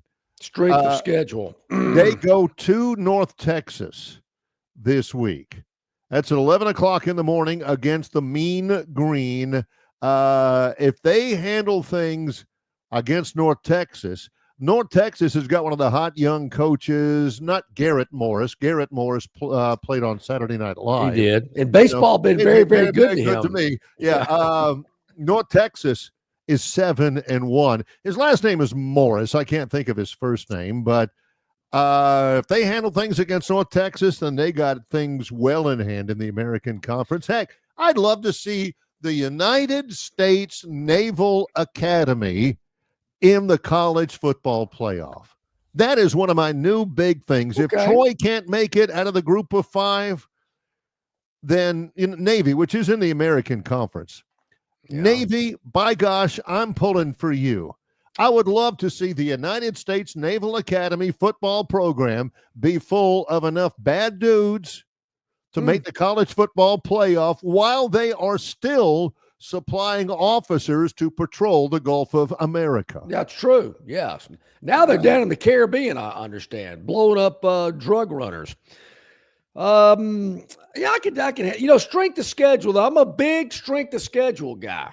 Who have they played? Who have they played? I mean, how many times you heard me say that before? It's kind of like guys racking up a bunch of yardage against terrible defenses. It drives me crazy because, the quality of a team is not dictated by the quality of their schedule. They could be really, really good. They could be the monsters of the Midway just because they don't play any teams as good as them. I don't know. The thing that drives me nuts is John said that the week of the Alabama-Missouri game, yeah, I know. Missouri's 5-0, but who have they played? Nobody. And I said, come on, Missouri's good. And, of course, now they've lost 2 in a row since they've done that. And, of course, they had the, nation's leading rusher And I think the Alabama game, and I think they played Auburn the next week. Guys held less than 100 in both of those games. Yeah, they're 2-1 since then. They lose to Alabama. They lose to Vanderbilt. They win against Auburn when they should have lost if Auburn can kick a field goal. And that guy averages about 40 yards a game against those three. Paper tiger. It drives me nuts when John says things that I don't think are very smart, and they always seem to come to pass. Drives me crazy. Missouri had played. You're right. Missouri should have lost their last three. They should have. I know I found kind of sound like Phillip, but they should have. I don't know if officiating had anything to do with the Missouri-Auburn game. Yep. But yeah, Missouri's a paper tiger. They're fraud. There's a lot of frauds. I think you're going to see in the next month, particular, these like South Florida. Oh, they're a playoff team. Not anymore. Boom, got them out of the way. Yeah, there's not that much. There's not that much leeway for those group of five. And I'm going to tell you, I mean, I know everybody's giddy about Indiana. Ain't played anybody. They went to Oregon, got lucky, got them on a good night. Got lucky? What do you mean? They played Oregon at Oregon. I got to see more out of them. Oregon to John. Oregon back in the day, doormat. Every once in a while, they'd lock up and they'd get the future Ahmad Rashad, or they would get Marcus Mariota. Yeah, they played for a national championship, but how good they could have been. They lost to the Dogs. I mean, remember back in the day before Nike got involved and they wore those horrible green and yellow uniforms. Those were bad. Every week. They weren't changing around every game like they do now. But my point is that back in the day, in John's formative years, Oregon wasn't any good. So you know what? They're still in not any good. perpetuity. They'll never be any good. Yeah. Why? I mean, because they get a guy like Chris Miller and they think they're all that. And, former Atlanta Falcon quarterback. Yep. We'll take a break. When we come back, Troy Director of Athletics Kyle George is in the green room. We've got a lot going on at Troy. He's next on Longshore and McKnight in association with Yellowhammer News, presented by Bud Light. Located just 8 miles north of Alabama's state capital, Capitol Hill features 3 18-hole championship courses. With more than 1,500 acres of golf and nature, the pure magnitude of this facility is amazing and allows each course to be drastically different from the others. Capitol Hill also features an innovative 360-degree driving range 400 yards in diameter. Capitol Hill offers a fully stocked pro shop with the latest equipment and apparel. Great food and beverages in the clubhouse can be enjoyed both before and after your round. Get your group together and hit the trail. Go to rtjgolf.com/Capitol Hill for tee times and more information. The dreams that matter most happen while we're awake, because they're the ones that remind us of the places we want to go, of the ideas we plan to pursue, of the legacies we hope to leave. We understand you have goals to meet, and we want to help you reach them, to fuel your vision and invest in whatever motivates you. So we want to know, what inspires you? Synovus Bank, member FDIC. Local banking expertise, the newest innovations and technology, personal attention, genuine hospitality. It's all just part of the Riverbank and Trust difference. They invite you to experience it for yourself. Welcome to banking above and beyond at Riverbank and Trust. Locations throughout the River region, locations throughout the state of Alabama. River Bank and Trust. Okay, about 28 minutes past the hour on this Tuesday. A lot of great things happening down in Troy, man. They are winning some football games. And Kyle George, AD at Troy, joining us here today. Hey, Kyle, good morning. How you doing? Good morning, guys. How y'all doing today? Doing really well. It's great to get a chance to see you. The athletic director of a department that includes a football team that's won 5 games in a row. Things are exciting if and only if it was just that football team. It's been really compelling to watch, has it not, Kyle? Absolutely. This team has been on fire recently, won 5 games in a row, undefeated in the Sun Belt Conference, and we got a big one this upcoming Saturday here, taking on Arkansas State. They're 3-1 the Sun Belt Conference. You have 2 of the top teams in the West Division, and it all comes down to these last few games of the season here. So we need everybody to pack the vet and help us pursue another Sun Belt championship here. ESPNU Saturday night. I know I've asked you this question before. You can't really put a value on the exposure it brings not only to the football program, but to Troy University as well. No question at all. Anytime you get a chance to be on a linear network, it really helps amplify your entire brand, including the entire university here for Troy University. So great chance for us, whether it being homecoming, it's a primetime game, 7 o'clock on ESPNU. The very next game for us as well, too, when we travel to Old Dominion, that'll be on ESPN. Yeah. So we'll have at least 3 games on linear broadcast this year, and hopefully some more as long as we keep on winning these games here. Oh, I think so. I think TV is definitely in the future with some big platforms, no doubt, Kyle. And I know you want a big crowd. You don't want this winning streak to stop. So a big crowd down there in Troy on Saturday night. I know you would love to see that. Want to get it, make sure everybody makes plans to be there. Absolutely. Today, we have a flash sale taking place at the end of today. $7 GA tickets for a 7 p.m. kickoff this Saturday. Go to TroyTrojans.com/promo and spell out 7. So SEVEN for $7 GA tickets. But that finishes today. So make sure you get those tickets. Come join us at the best price point for this Saturday's game. And when you come in the stadium as well, too, on Saturday, right by the Trojan statue, when you first get in by gate 1, we're going to have a rally hub set up for fans to make signs, have foam swords, shakers, all that. We'll make sure we're really showing out on national TV, especially with our student section, since they're right there in that TV visible area. You know as well as anybody, this football team has dealt with adversity because of injury and a difficult schedule. To win 5 games in a row speaks as a testament to the chemistry of this team, Kyle, but also, I think, a really terrific job by Jared Parker and this coaching staff. What have you seen? I've seen Coach Parker and his staff really rally these troops together. Every single guy in that locker room, they're bought in. They believe whether you're injured, if you're hurt, you're playing through whatever kind of pain there, that group is fighting together at any time they can. It's always that next man up mentality. You look at the offensive line, our running back position, quarterback with Tucker Kilcrease and what he's been doing as well too there. It's been a multitude of guys stepping up. There's no one star player on this team. It is a 100% team mentality, and they're buying into what Coach Parker is preaching to this group of next man up, be ready to do your job, and it's always battle ready here for us. You know, when Goose Crowder got injured again, I think there was this kind of exhale like, oh, didn't need to see that happen. But what about the play of the quarterback position? I mean, man, that's Gilchrist, that's been impressive. I can't say enough about Tucker Kilcrease. Just a great, great individual. He has grown so much throughout this process as well, too, because you look at those first few games where he first stepped in, it was a little shaky, and he would tell you that part as well, too. He made some mistakes that he was not happy with, but he kept staying at it, kept listening to his coaches. His teammates trusted him, and every single week I kept hearing, man, 10's having a great practice. Something's about to hit. Something's about to hit. That fourth quarter in Buffalo, we saw it hit, and it hasn't stopped since then. So we're really glad about what he's done. But I think it just shows, too, that perseverance. You know, when you battle adversity, you got to come together as a team. And this group, they buy in together through that adversity.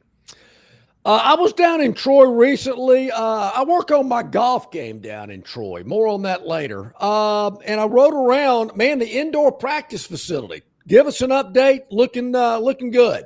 Man, it looks fantastic. We got a chance to get in there for the first time last week. That was incredible seeing the look on the players' faces walking in for the first time. Jared telling those players, too, you're the first team to ever use this facility. You know what that means to be the first one stepping in there. And just what that opportunity gives to our team. Hey, it's a rainy day today. Yeah. I don't have to worry about practice. I'm excited about that part there. We're still practicing today. Bring on the rain. It's going to clear up by Saturday, but all these days of getting preparation, they matter, and we have no missed days at all. How big is that, Kyle, for a program like Troy, when you're out recruiting or you bring recruits, they get to see, you know, we've talked about this before, whether it's basketball, baseball, football, Troy's facilities are just phenomenal. For a Sunbelt school, but now you add this piece to the puzzle as well. No question at all. We've got the best indoor practice facility in this entire Sunbelt Conference. It is the gym of the Sunbelt Conference right here between our football facility, beautiful Trojan Arena. Look, our basketball coaches had recruits here this past weekend. Automatically, they said, we got to go show them this facility and show them what Troy is all about here. And that's the great thing, too, is that all of our coaches, they're all bought in together, whether it be at baseball, basketball, football, whatever it might be. Everybody's here helping support each other. And so these facilities we have, we're blown away and blessed by the administration we have here at Troy that's helped us continue to invest in our success here. And so we're really set for the future. We've got a brand new video board over at soccer and track and field recently as well. The biggest video board in the entire Sun Belt Conference when it comes to baseball. And you'll hear that a lot of times for us because we have the biggest video board for football, basketball, baseball, softball, soccer. The list goes on. Every single one. We just do it big when it comes to video boards here. Yeah, it is a great thing. And you're right. As far as recruiting goes, I know there were a lot of recruits in town this past week, and they were wide-eyed about it all. You talk about everybody supporting each other and there being such synergy. There's a women's basketball exhibition tonight against AUM. John has always said, watch out for AUM and exhibition basketball games. But it's also in conjunction with the homecoming pep rally. I think that's a great idea, Kyle. It's going to be an awesome night here for us. So it's homecoming week with the pep rally, having a chance to take that to Trojan Arena. The football staff will be present for this one. Coach Parker and some of our captains will be there to speak to the students in attendance as well as all the fans.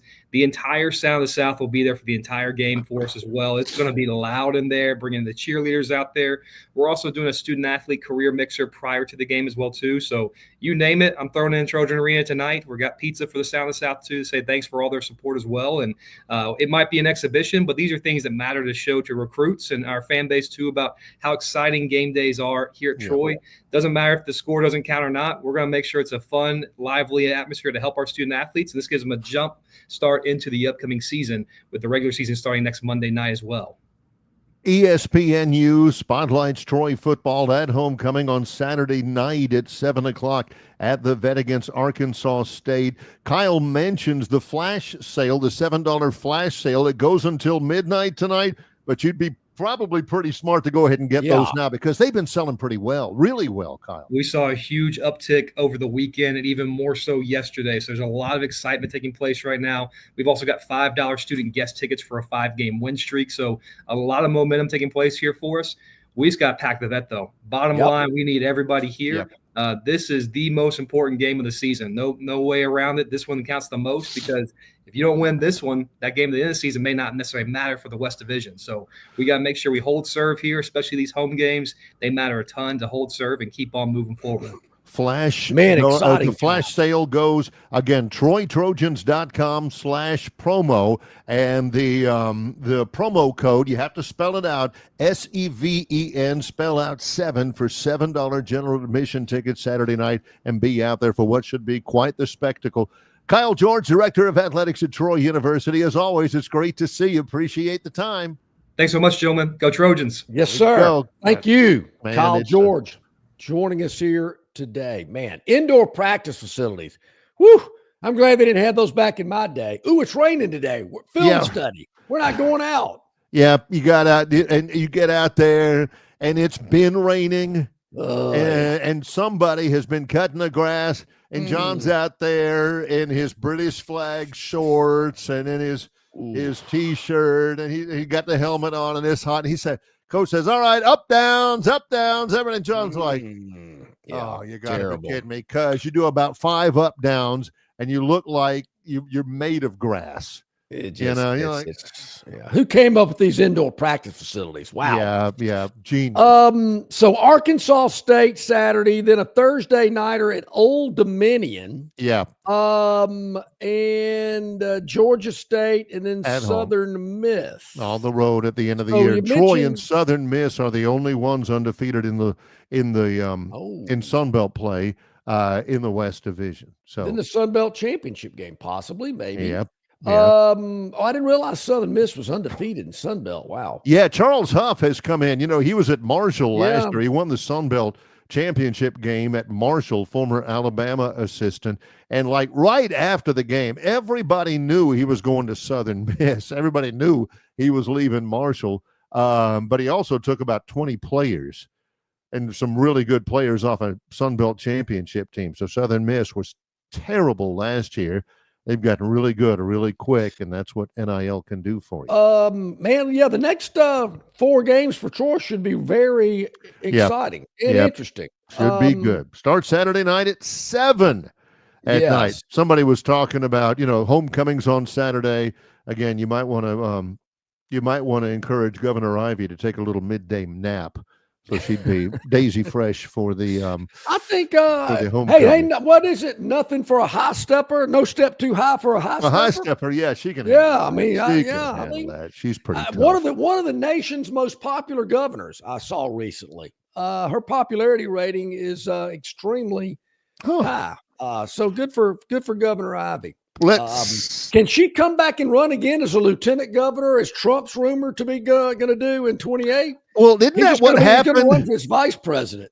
Isn't that what happened with George Wallace when he got Lurleen to run? Correct. Yeah. Yeah. Let Vance run for president. Then, like a day later, then Vance will step, and then Trump will president again. You talking about down? Let's take a break. We'll come back. Gurn Jr. Victoryland 777 topic wheel and how about the daily dog? Our daily dog from the Forgot about Phantom. that. That's coming up with Longshore and McKnight in association with Yellowhammer News, presented by Bud Light. Drive away in a brand new Chevy Silverado Trail Boss or win your share of $25,000 in free play and cash during Victoryland Casino's Truck and Bucks giveaway. The more you visit, the more chances you have to win. Visit our Players Club and check out this month's exciting free play promotions. You'll have more fun at Victoryland Casino, where you can be a winner too. Victoryland Casino off I-85 exit 22 in Shorter, Alabama. Drawings November 7th and 8th. Must be 21 or older. Must be present to win. Summer's here, and so too are its many challenges. Heat that won't quit, beers that won't fit, hammocks that won't hammock, screen doors that appear out of nowhere, flips that flop a little too much. That's why it's important to keep it simple. Keep it cool, keep them coming, and keep it easy. Easy to drink, easy to enjoy. Bud Light. Jim Massey's Cleaners and Laundry is an Alabama-based, family-owned and operated business that specializes in dry cleaning and laundry, serving the river region since 1941. There are 12 convenient locations across the river region. Find one close to you or call 481-1911 for free pickup and delivery. For 83 years, Central Alabama has trusted Jim Massey's Cleaners and Laundry. You should too. Well, yeah, Phantom State Dog. Yes, sir. The old daily dog. Yeah, looked pretty good at halftime. 13-7. Said, oh, okay, catching 11.5, all good there. I'm not sure the Skins came out of the locker room in the second half. Similar to Auburn in that Georgia game. See, I knew I could mix in an Auburn take in there somewhere. So we took it on the chin last night. About 11.5 was just too much, but the Chiefs, too much for Washington as they lose us the daily dog. So let's move on to today. Let's move on. Yeah, that was yesterday. That was yesterday's yesterday. Gone. Yeah. We got two games tonight. UTEP. Do they like being called UTEP? Oh, yeah, that's what they are called. Okay. It's not like, La or Smoo or Lamo or, some of the ones that John normally does. Alabama API. Oh, that was years ago. VPI, So UTEP is at Kennesaw State, which I understand is near Atlanta, at Fifth Third Stadium. How can you have Fifth Third Stadium? I don't know. That's the name of a bank up there. It's called Fifth Third Bank. Which is it? Is it Fifth or is it Third? Were they the fifth? Were they the fifth of the third bank? Or the third of the fifth banks? Yeah, Get that. Fifth Third. Hey, where do you bank? Fifth Third Bank. I don't know much about them. I don't know. I knew a girl when I was in school at the University of Florida. She was from Red Bank, New Jersey, and her father was in banking. Yep. At a place called at the bank in Red Bank had had several different branches. One of the banks was in Long Branch, New Jersey. So she always used to tell people that her father was the manager of the Long Branch branch of the Red Bank Bank. I always loved that story. Yeah, that's pretty good. Then we've got James Madison. Yeah. traveling to Texas State at UFCU Stadium in San Marcos. Barry, I Yep. believe you were there recently. I was there about a month ago. Yeah. Yeah. Texas State has hit the skids. JMU is all that. They're the only undefeated team in the Sun Belt East. The Dukes are really something. They lead the nation in fewest rushing yards given up. Very sporty on defense. They were wondering how in the world they were going to replace Kurt Signetti, who left JMU to go to Indiana. Well, they've got a guy named Bob Chesney, no relation to Kenny, that has done a pretty doggone good job. Yeah. Okay. Well, they're a favorite on the road tonight, laying a touchdown at Texas State. But things are going to come back down to earth for JMU tonight. They're going to win the game, but it's going to be a close nail-biter. Texas State keeps it within the 7. So we like Texas State. The Bobcats? Yes. Yeah, the Bobcats. Yes. Yeah. Yep. We're going to take the Bobcats over the Dukes. The It was Dukes. the Dukes. It was The the Dukes, Yep. yes. Now, if the Phantom knew that they were playing the game at whatever city JMU is located in, maybe it'd be a different story. Could be. But since they're playing it in whatever town Texas State is located in, Yep. you San know, you Marcos. got to give them the benefit of the doubt to handle the 7. Yeah. Is it just straight 7? 7, yep. JMU, they're only lost to Louisville Yes. this year. And it was a close one. I see they beat Old Dominion pretty bad last week. That's Yeah, they Troy's did. next opponent, I believe. Yes. Yeah. So, yeah, we're going with Texas State catching the points at home. Love those home dogs. So we'll see how that plays out for us tonight in the Phantoms Daily Dog today. Yeah. I know people are thinking baseball. The Dodgers scare me. I have a hard time wagering against the Dodgers. I'll go ahead and tell Understand that John's skittish about baseball anyway, because somebody got to him in his formative years and said, "In baseball, it's all about the pitcher." Mm-hmm. And sometimes the pitcher gets a hangnail, or, sometimes he slept wrong and his arm feels funny, and then you're up the creek. Well, the few times I played baseball and the guy put me in right field and I sat there the whole game and never got any action, I thought, this is the dumbest thing I've ever said. This is what's so funny. This is why, one of the hottest names in college football coaching is John Sumrall. This is why John is such a big John Sumrall fan, because we had him on the air one time on radio and we were talking baseball. And Sumrall was saying, John Sumrall's from Huntsville, Alabama. And he said, yeah, man, when I was a little kid, I love sports. I love football. My dad told me to get out and play baseball just so I'd get out of the house in the spring and all that. So I was all right. Yeah, here I go. Man, they put me out in right field in my first baseball game, and I'm sitting out there in right, and I'm thinking, holy smokes, there ain't nothing going on out there. So he said, I wasn't long for baseball. And John says, a soulmate here. You and I knew I liked you. Yeah, Sumrall was like, and he is, all action all the time. I couldn't imagine him as a little kid sitting out in right field thinking, oh, boy, isn't I just, like I said, I never knew baseball was a sport till I was about 11. I can't imagine. This is the United States of America. Hey, Dad, can I play baseball?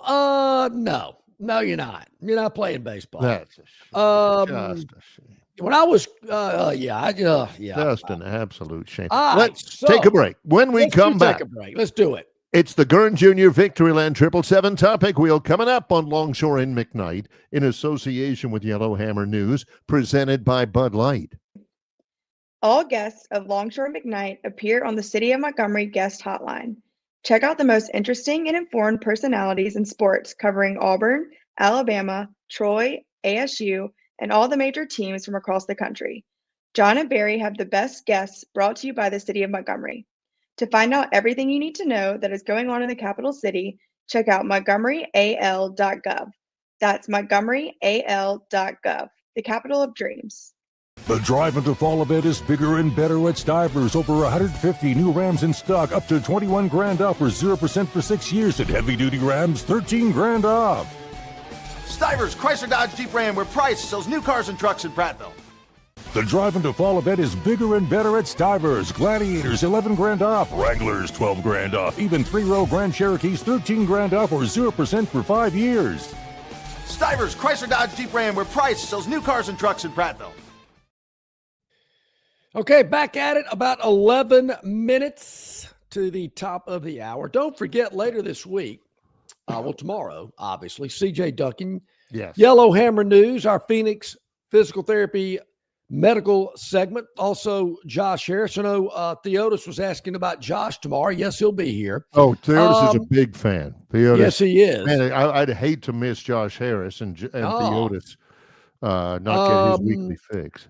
Thursday, we're at the Montgomery Regional Airport, getting better the more you use it. Got some big news that we're going to share with you about the airport on Thursday. I don't want to let the cat out of the bag yet.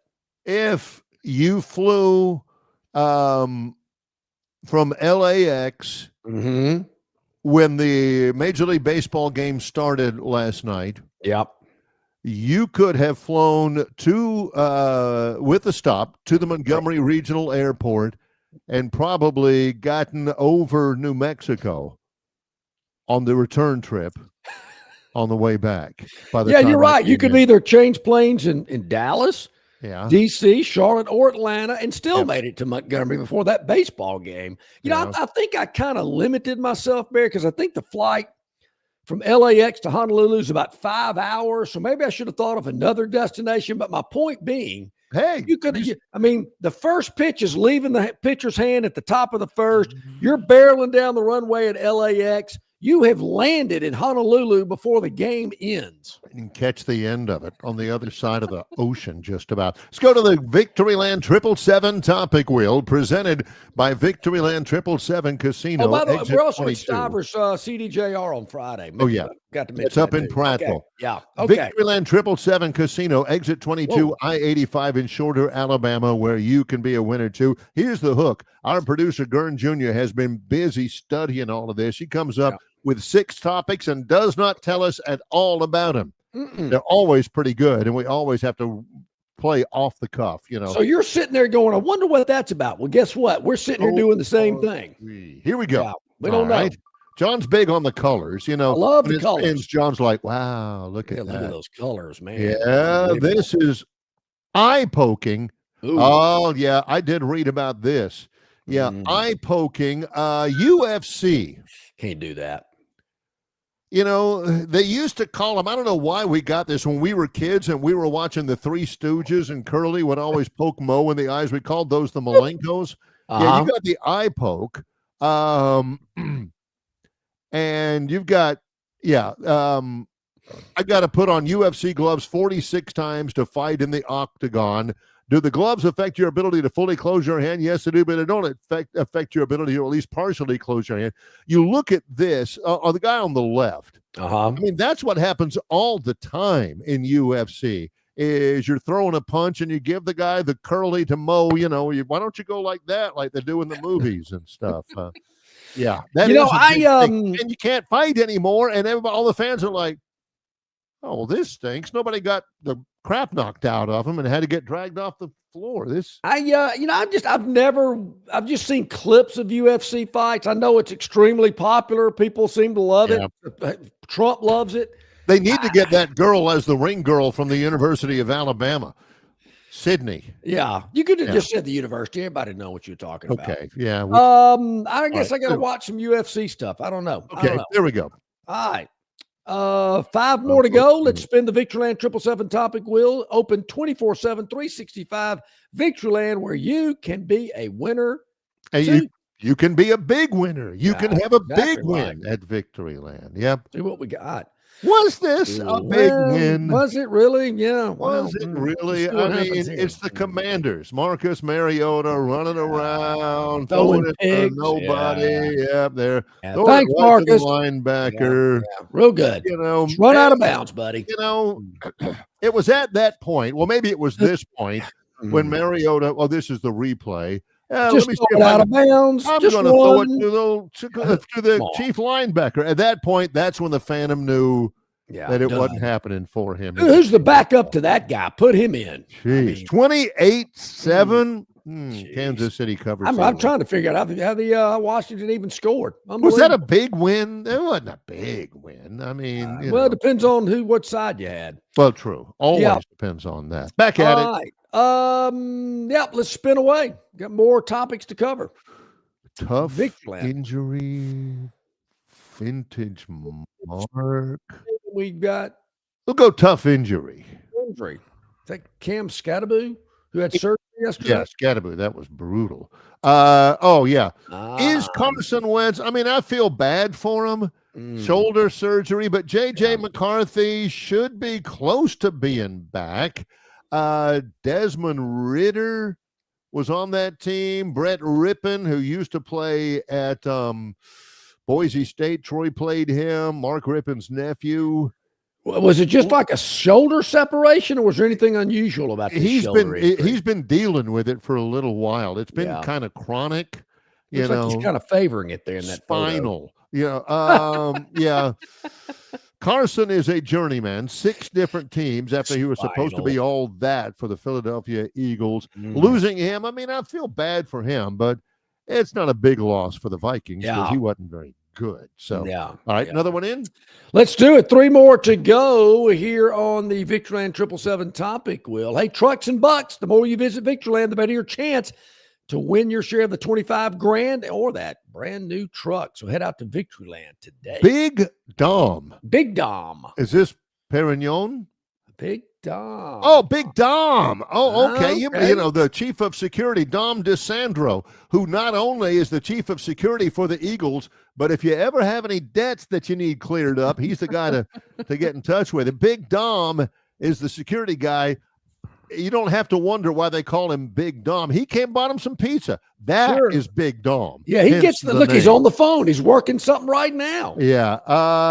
If you get it down to 2.5, then I'll play it. You know, but he's either ordering a pizza for Scattaboo to deliver to the hospital, or he's checking on the latest lines, or he's ordering a hit. Yeah. So that you need to have a friend like that. Make it look like an accident. Okay, fine. Yeah, that's exactly right. Love it. Big Dom. That's a good one. See, those are the ones we love. It's kind of like, I was watching the original Lincoln Lawyer movie recently with Matthew McConaughey. And kind of hit some of the, he had that biker gang that kind of did some of his dirty work for him. Yeah. Now you gotta have friends like that. I've got friends like that. See, those are the ones I like from Gurn Jr. Give me a bear in the swimming pool, Give me Big Dom ordering pizza for Scattaboo. Those are the things I like. What else we got?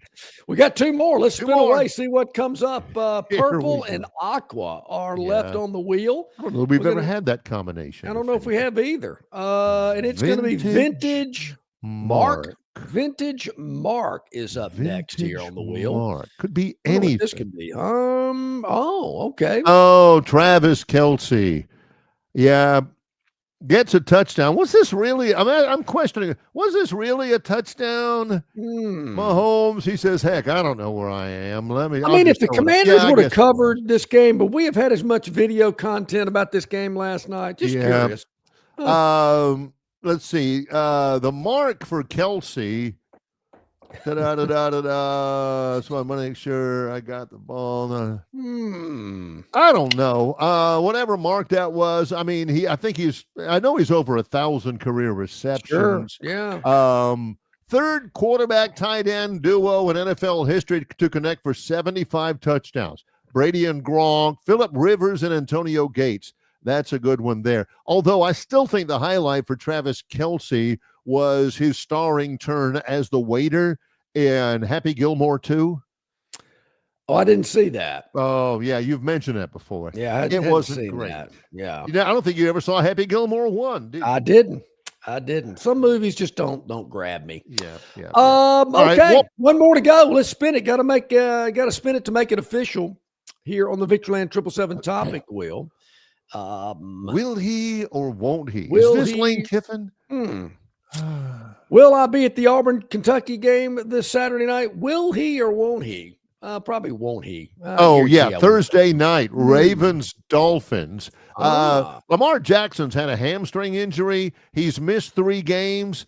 Thought he would play against the Bears, didn't do it. Harbaugh called it an honest mistake. He didn't play in that win, which, you can't do that. The NFL wants to make sure that they stay on the good side of their bettors, so they're going to review and see whether or not they should have. But, Harbaugh says it's about time for Lamar to play. Let's get going here, hamstring, schmamstring. Mhm. And meanwhile, the Ravens are saying, it's the Dolphins. Who Man, beat we the can- Falcons on the road badly Sunday. Bad. Tua had a good game. Yeah, so do they really need Lamar Jackson for that one? Just get Snoop Hundley to hand it off to Derrick Henry. You'll be fine. Let Derrick Henry clock run. Yeah, get ready for next week. There you go. Okay, well, a great show again today. Brian Matthews, AuburnSports.com. Travis Ryer on YouTube. Troy A.D. Cal George joining us today as well. Tomorrow, another big list of guests here on the program. Make sure you hit the like button, hit the subscribe button, tell all your friends. And there again, if you can't watch us live, we understand. But hey, the beauty of this platform is you can watch us at your convenience anytime. YouTube, Facebook, Instagram, X. Listen on Apple iTunes, on Spotify.